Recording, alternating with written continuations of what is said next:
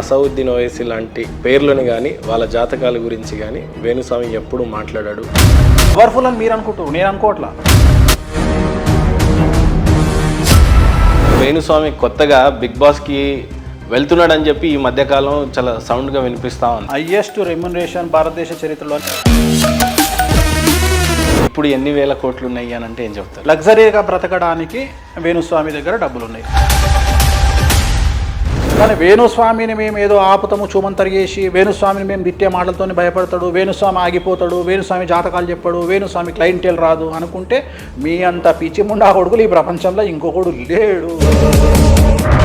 ఇప్పటి ఆంధ్రప్రదేశ్ ముఖ్యమంత్రి చంద్రబాబు నాయుడు గారిని 2 సార్లు సీఎంగా, ఒకసారి ఫైనాన్స్ మినిస్టర్గా సీట్లో కూర్చోబెట్టింది నేనే. చాలా రెడ్ లైన్స్ క్రాస్ చేసి నేను మిమ్మల్ని అడగాలి, బట్ అంతే గట్స్తోనే మీరు ఎంతకంటే బట్టలు ఇప్పడానికి ఏముంటుంది? చాలా స్పష్టంగా కూటమి గనక ఫామ్ చేస్తే పెను సంచలనాలు నమోదవుతాయి అని మీరు 2023లో చెప్పినటువంటి వీడియో. నేను ఇంకప్పటికి 2023లో, ఇది 2023 ఐ థింక్ సెప్టెంబర్లో ఇచ్చిన ఇంటర్వ్యూ. కానీ నేను దీన్ని అడ్డం పెట్టుకొని తప్పించుకునే ప్రయత్నం నేను చేయలే.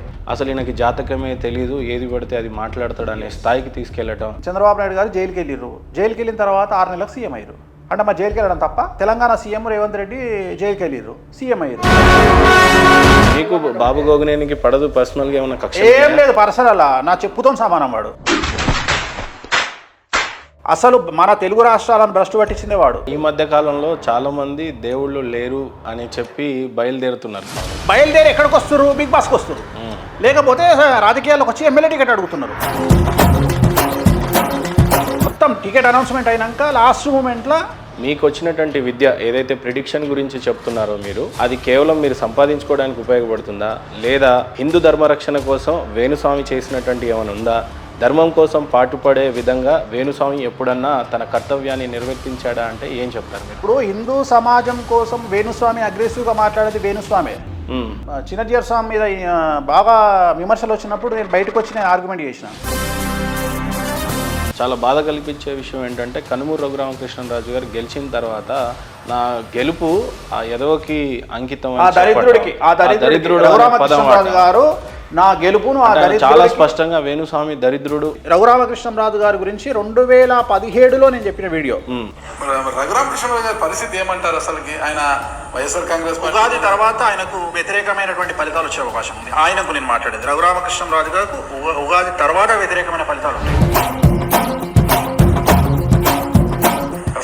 ఏమన్నాడు ఆయన? యాంకర్ ఏమడిగిండు? భవిష్యత్తులో మళ్ళీ ఆయన ఎంపీ అయ్యే అవకాశం ఉందా అని అడిగారు. MP not MLA, MP member of parliament. ఆయన విచక్షణకే వదిలేస్తున్నా. రెండవది ఏంటంటే వైసీపీ చెప్తున్నా నాది 100కు 1,00,00,000% జరిగింది. కానీ రేపు ఏం జరగబోతుందో చెప్పగలిగే శక్తి నిజంగా మానవుడికి ఉందంటారా? 100% ఉంది. 100% ఉంది. ఎందుకు లేదు? ఏ రకంగా క్లెయిమ్ చేస్తారు దాన్ని మీరు? అదే చెప్తున్నా, ప్రిడిక్షన్. దాన్ని జ్యోతిషం. నవగ్రహాల మీద ప్రపంచం ఆధారపడి ఉంది. జ్యోతిష్యులకు సంబంధించి పార్వతీదేవి ఇచ్చినటువంటి ఒక శాపం ఉంది. ప్రభాస్కి ఇంకా హిట్టే పడదు జీవితంలో, ఇంకా ఆయనకు సక్సెస్ రేట్ చాలా తక్కువ అన్నారు. మరి చాలా మంచి ప్రశ్న, చాలా మంచి ప్రశ్న. ఇదే ప్రశ్న కోసం వెయిట్ చేస్తున్నా నేను. ఏ సినిమా హిట్ అయిందండి? కల్కి ఇప్పుడు వరల్డ్ వైడ్ హిట్ అయింది కదా. హిట్ అయింది కదా. సాలారు సూపర్ హిట్ అన్నారు, 135 కోట్లు మైనస్. కనుక్కోండి వెళ్ళి. అంటే అప్పుడు మీ ప్రిడిక్షన్ తాత్కాలికంగా ఈ 3 సినిమాల వరకే చూడొచ్చా, లేకపోతే లైఫ్ టైం చూడొచ్చా? ఏ రకంగా? First of all life time చూడండి. కల్కి సినిమాలో ప్రభాస్ ఎంతసేపు ఉన్నాడు? అసలు కల్కి సినిమా అనేది ఎవరిది? హీరో ఎవరు? మెయిన్ హీరో ప్రభాస్ క్యారెక్టర్ ఎంతసేపు ఉంది? ఇక నేను కూడా ఇట్లా యుద్ధం చేయాలని చేస్తాను. కల్కి సినిమా ఈరోజు వరల్డ్ వైడ్ సూపర్ హిట్ సాధిస్తుంది కదా, మరి మీరు చెప్పిన ప్రిడిక్షన్ తప్ప జరిగినట్టుగా. ఓకే, సలార్ కూడా సూపర్ హిట్ అండి, సూపర్ హిట్. 5 సినిమాలలో Radhe Shyam disaster, Adipurush disaster, Saaho disaster. మరి 3 సినిమాలు ఫెయిల్ అయినప్పుడు నాకు ఎందుకు మీరు కిరీటం పెట్టలే? నేను అడిగే ప్రశ్నకు ఆన్సర్ చెప్పండి. అంటే నన్ను మీరు ఎక్కడానికి సిద్ధంగా ఉన్నప్పుడు నాది జరిగినప్పుడు మీరు ఎందుకు వస్తలేరు? బట్ ఎవడన్నా ప్రభాస్ గారు అంటారా మిమ్మల్ని? ఆయన బేసిక్గా డార్లింగ్ అంటారు. డార్లింగ్ స్వామి ఎందుకు ఇలా నన్ను ట్రోల్ చేస్తున్నారు? ఇప్పుడు ప్రభాస్ గారి మీద నాకు తెలిసినంత వరకు ఒక 500 కుటుంబాలు బతుకుతున్నాయి. జనాలకు తెలియకపోవచ్చు వ్యక్తిగతంగా. నేను అనేది సినిమా థియేటర్లో కాదు, పర్సనల్గానే ఆయన వల్ల ఒక 500 కుటుంబాలు బతుకుతున్నాయి. మొత్తం భారతదేశాన్ని ఒక ఊపగలిగిన వాళ్ళు number 1 Prabhas, number 2 Allu Arjun. So ఈ ఇద్దరి ట్రాక్ రికార్డ్ అట్లుంది. వీళ్ళిద్దరు క్రౌడ్ పుల్లర్స్. మీ ఫ్రెండ్షిప్ ఇంత బాగా పెట్టుకొని అనవసరంగా ట్రోలర్స్ మాత్రం ఏదో బిజీ అంటే వాళ్ళకి తెలియదు కదా, వాళ్ళకి ఇవన్నీ తెలియదు కదా. ఇప్పుడు ఉదాహరణ, ఇప్పుడు నేను మన ఫామ్ హౌస్లో పండిన సీతాఫలం ఆయనకు పంపించాను. ఆయన ప్రభాస్ గారికి సీతాఫలం అంటే చాలా ఇష్టం. మా ఆవిడ ఒక ఆర్గానిక్ బ్యాగ్ ఒకటి పంపించింది. వ్యక్తిగత విమర్శ చేస్తే నేను తప్పు. నేను వ్యక్తిగత విమర్శలు చేయట్లా ఎక్కడ. నేను ఫెయిల్ అయ్యాను, అమ్మవారికి లేకపోతే వెంకటేశ్వర స్వామికి క్షమాపణలు కోరుతూ అంత పెద్ద వీడియో తీశారు. ఏంటి మీ గట్స్ ఏంటి అసలు? నా పవరే వాళ్ళిద్దరు. ఇప్పుడు జీవితాంతం చంద్రబాబు నాయుడును జగన్మోహన్ రెడ్డి తిడతాడు, జగన్మోహన్ రెడ్డిని చంద్రబాబు తిడతాడు. తెలంగాణకు వస్తే రేవంత్ రెడ్డిని కేసీఆర్ తిడతాడు, కేసీఆర్ను రేవంత్ రెడ్డి తిడతాడు. వాళ్ళంత పిచ్చి ముండా కొడుకులు ప్రపంచంలో ఉండరు. కామం అనేది ఒకటి ఉంది. ఆ కామం వేణుస్వామికి ఏ మోతాదులో ఉంటుంది, అవి కంట్రోల్ చేయలేక ఇలాంటి శాస్త్ర పద్ధతిలో నేను స్వామీజీని కాలేకపోతున్నాను అని మీరు ఇచ్చే స్టేట్మెంటా, లేదు నేను అలాంటివి చెయ్యలేను అనడానికి ఏమైనా ఆధారాలు? జైలుకు పోయిన కవిత కామాఖ్యకు పోయింది, కానీ పూజలు చేసుకోలేదు. ఒక సీఎం గెలవడానికి 72 కోట్లు ఖర్చు పెట్టారు. ఒక సీఎం ఓడిపోవడానికి కూడా ఖర్చు పెట్టారు. సీఎం గెలవడానికి 72 కోట్లు ఖర్చు అయింది. నమ్ముతారా మీరు? 72 కోట్లు. సెలబ్రిటీస్ కంటే వాళ్ళకి హోదాలు ఉంటాయి, డబ్బులు ఉంటాయి, ఓకే. కొంతమంది కామన్ పీపుల్ ఉంటారు, చాలా డబ్బులు ఉంటాయి, ప్లస్ ఆర్ మైనస్లో ఉంటాడు. నిజంగా జాతకాలు చెప్పించుకుంటే స్వామీజీ దగ్గరికి పోతే కొంత డౌట్స్ క్రియేట్ చేస్తాడు, కొంత నీకు ఇది బాగాలేదు అది బాగాలేదు అని చెప్పిన తర్వాత రెమెడీస్ చెప్తారు. ఆ రెమెడీస్ వల్ల అవుతాయి అంట. అది స్వామీజీ ఆయన బిజినెస్ కోసమే చేసుకుంటున్నాడు అనుకున్నాడు. కానీ పూజలో ఉంటున్న శక్తి గురించి కానీ ఆ అమ్మవారి అనుగ్రహం గురించి మర్చిపోతూ ఉంటారు. ఈ ప్లస్ ఆర్ మైనస్ వాళ్ళ కోసం స్వామీజీగా మీరే చెప్తారు? Super question. చాలా నాకు ఐఎమ్ వెరీ హ్యాపీ. మీరు అడిగే ప్రశ్నలు ఇంతవరకు ఏ జర్నలిస్ట్ అడగలేదు. కొంతమంది గోపీలు ఉంటారు. గోపి అంటే గోడ మీద పిల్లులు. సో నా దగ్గరికి రావద్దు అనుకునేవాడు నాలో చెడుని ఎతికే ప్రయత్నం చేస్తాడు, నాలో ఫెయిల్యూర్ ఎతికే ప్రయత్నం చేస్తాడు. సక్సెస్ వాడి కంటికి కనిపించదు. వాళ్ళని గోపీలు అంటారు. చాలా గొప్పగా మాట్లాడుకునే ఆరామస్థాన్ గారు అంత గొప్పగా వైఫల్యం చెందితే దాన్ని ఏ రకంగా చూడొచ్చు? అది ఆరామస్థాన్ జాతకం. ఆరామస్థాన్ నాకు సన్నిహితుడు, చాలా క్లోజ్ పర్సన్. ఒక మనిషి చచ్చిపోతే ఏ మార్పులు ఉంటాయి?